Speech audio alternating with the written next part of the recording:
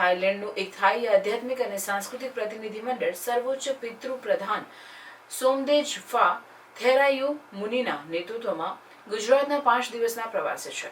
આ પ્રતિનિધિ મંડળ નર્મદા જિલ્લાના એકતાનગર સ્થિત સરદાર વલ્લભભાઈ પટેલની વિશ્વની સૌથી ઊંચી પ્રતિમા સ્ટેચ્યુ ઓફ યુનિટી ખાતે આવી પહોંચ્યું હતું. આ પ્રતિનિધિ મંડળનું સ્ટેચ્યુ ઓફ યુનિટી પરિસર ખાતે એસઓયુના અધિક કલેક્ટર ગોપાલ વામણિયા, જિલ્લા વહીવટીતંત્રના અધિકારીઓએ બુકેથી સ્વાગત કર્યું.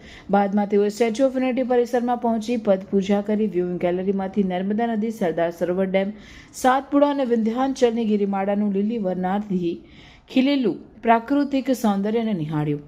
સર્વોચ્ચ પિતૃ પ્રધાન સોમદેજફા થેરાયન મુનિએ મુલાકાત પોથીમાં પોતાના પ્રતિભાવોની નોંધ કરી. તેઓએ એકતાનગરની યાદગીરી રૂપે અધિક કલેક્ટર ગોપાલ વામણિયાએ સરદાર સાહેબની પ્રતિકૃતિની ભેટ આપી હતી. આ પ્રતિનિધિ મંડળે સરદાર સાહેબના જીવન કવનને પ્રસ્તુત કરતો લેઝર શો નિહાળી આનંદની લાગણી વ્યક્ત કરી.